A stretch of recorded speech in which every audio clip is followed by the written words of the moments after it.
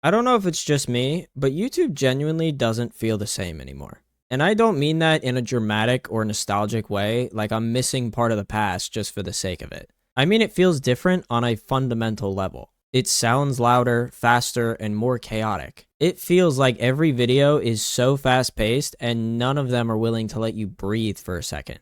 And I think the reason for this is actually pretty simple. YouTube has a dopamine problem. Most videos today aren't really built to communicate an idea or give you anything beneficial to take away from the video. They're built to stimulate you, with jump cuts every sentence, sound effects layered on top of each other, crazy zooms and captions and flashing visuals, background music that never stops, the list goes on. Everything is designed to keep your brain engaged constantly, because the moment your stimulation drops, you're gone. It's not about whether the video is meaningful, it's about whether it can keep you watching. And I understand why creators do this. The algorithm makes it very clear what it wants.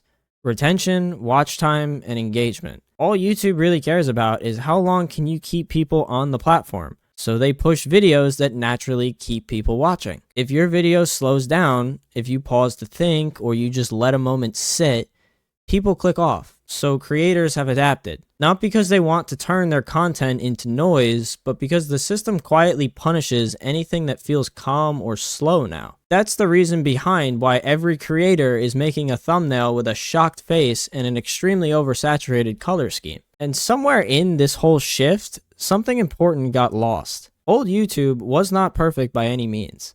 A lot of it was awkward and honestly kind of messy. There was bad lighting or bad audio, there was really long pauses, but the one thing it did have is that it felt real. It felt like sitting on FaceTime with someone you didn't know yet. You weren't being hooked, you were just listening, and somehow that was enough. You could watch somebody talk for 10 minutes straight with no cuts and no effects, and still feel engaged. Because the value wasn't in stimulation, it was in the connection. The creator trusted the viewer's attention, and the viewer trusted the creator's honesty. Now, if a video doesn't grab you in the first 3 seconds, it's labeled as boring. If it doesn't constantly remind you to stay, it's considered poorly made. And this is not a good thing at all, because we're slowly training ourselves to only enjoy things that overstimulate us. Calm just feels uncomfortable now, and long thoughts are seen as unnecessary. Anything that requires just a little bit of patience, people click off because it's too much work. We're not losing interest because the content is bad. We're losing interest because our brains are fried. And unfortunately, this is all a side effect of one thing: TikTok. Because when TikTok was released, everybody got hooked on super short form content. 10, 15-second videos where you just continue scrolling.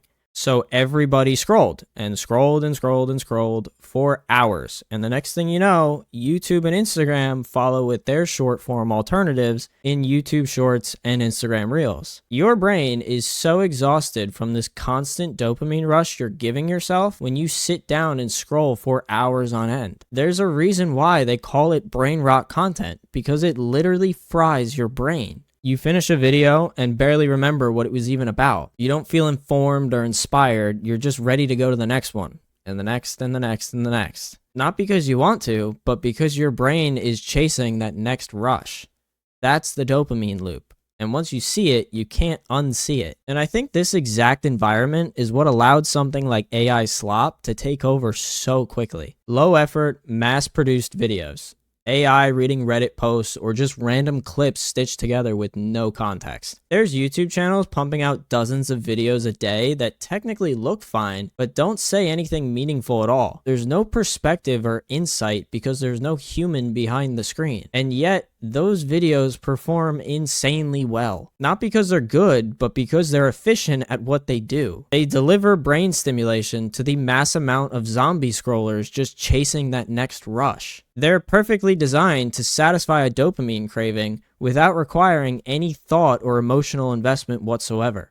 And that kind of brings me to my main problem with YouTube and the point that I'm trying to make in this video. When attention becomes the currency, the value stops mattering. And it's reached a point where YouTube has had to actively intervene.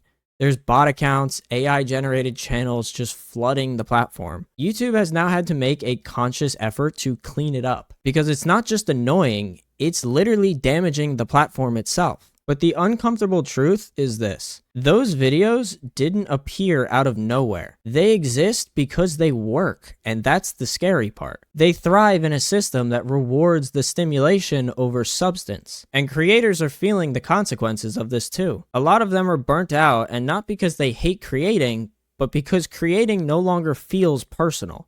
It just feels like you're feeding a machine. Like every video is a performance designed to prevent boredom rather than express an actual thought. And over time, that just wears you down because you stop feeling connected to the videos that you make. And that's the reason why I decided to create this channel. Because prior to making this channel, I actually deleted my main one. Every video was pulling in tens of thousands of views, some even 100K or more. I was monetized and making money, but it just became exhausting. I started that channel with the idea that the only thing that mattered was views, because I was chasing the money side of YouTube. And because of that, I got sucked into creating videos that are just designed to keep you watching.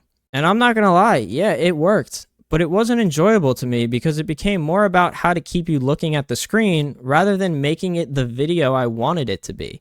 And the worst part of it is that nobody in the community that I built around that channel actually cared about anything I had to say. They just showed up for their weekly brain rot video.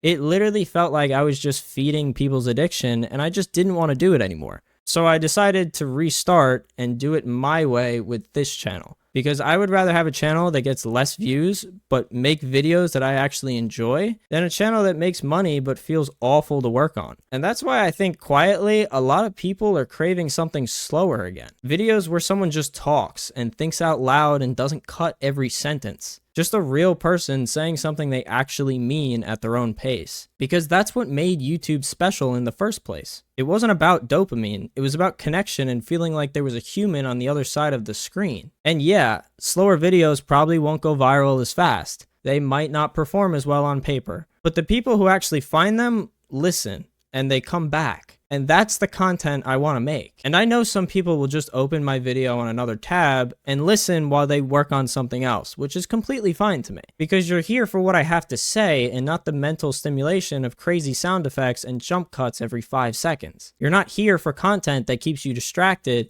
and contributes to helping you fry those dopamine receptors in your brain. And honestly, I don't think YouTube needs more noise at all.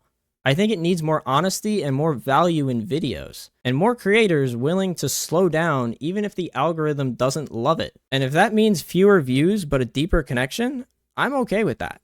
Because honestly, this dopamine pandemic isn't just YouTube. It is across all social media, and it's going in a really, really bad direction. And I'm hoping that we can play our part in trying to turn this around, or at least keep some of the old YouTube alive. But anyway, that's all I have for today's video, and that is the dopamine pandemic on YouTube and social media right now. Thank you guys so much for watching, and I'll see you in the next one.